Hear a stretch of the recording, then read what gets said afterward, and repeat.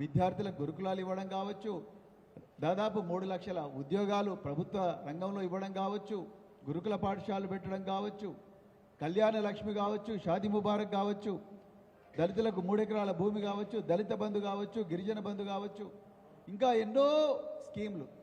వీటన్నిటి మన ఊరు మనబడికి సంబంధించి కానీ పల్లె ప్రగతి, పట్టణ ప్రగతి, వీటన్నిటి మీద కూడా ప్రతిరోజు కూడా చర్చ జరిగేది తెలంగాణలో ప్రతి ఇంట్లో కూడా.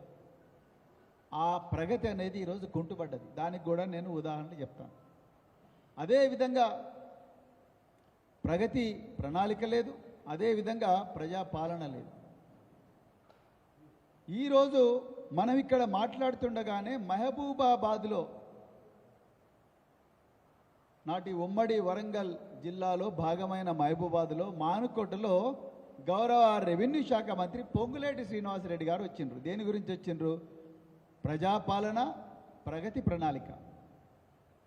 వరంగల్ వేదికగా నేను తెలంగాణ ప్రజలకు ఒక విషయం చెప్పాలనుకున్నా. నిన్ననే మా వర్కింగ్ ప్రెసిడెంట్ కేటీఆర్ గారు, అదేవిధంగా deputy floor leader Harish Rao గారి ఆదేశాల మేరకు నేను, డాక్టర్ దాసోజీ శ్రవణ్ ఎమ్మెల్సీ గారు, మన్నె క్రిషాంగ్ గారు, ఎర్రోల శ్రీనివాస్ గారు, అభిలాష్ గారు, అదేవిధంగా రాజేంద్ర నగర్ ఇన్ఛార్జ్ కార్తీక్ రెడ్డి గారు అందరం కలిసి కొత్వాల్గూడ అనే గ్రామానికి పోయినాం.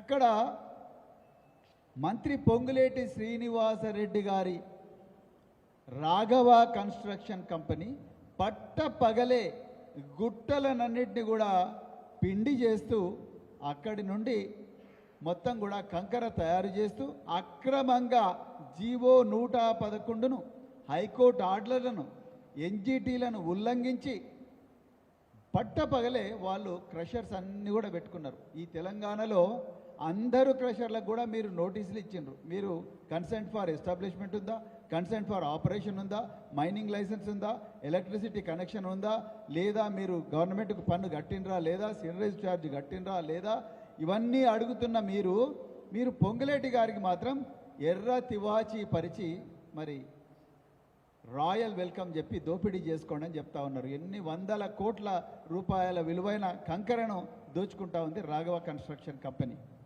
ఇంకా గమ్మత్ ఏందయ్యా అంటే, మేము పోకముందేమో ఆ కంటైనర్ల మీద రాఘవ కన్స్ట్రక్షన్స్ అని రాసిండ్రు. మేము వస్తున్నామని తెలుసుకునే లోపలనే మొత్తం కూడా వాటి మీద నీలి రంగుతో రాఘవ కన్స్ట్రక్షన్ బోర్డు చెరిపేసిండ్రు. అయ్యా పొంగులేటి గారు, మీరు తప్పు చేయకపోతే ఎందుకు రాఘవ కన్స్ట్రక్షన్ బోర్డును మొత్తం కూడా బ్లూ పెయింట్తోని మాస్క్ చేసిండ్రు చెప్పండి. ఇంకా రెండో విషయం, వరంగల్ ప్రజలకు మరి ముఖ్యంగా మానుకోటలో ఇలా మంత్రి గారిని మీరు నిలదీయాల్సిన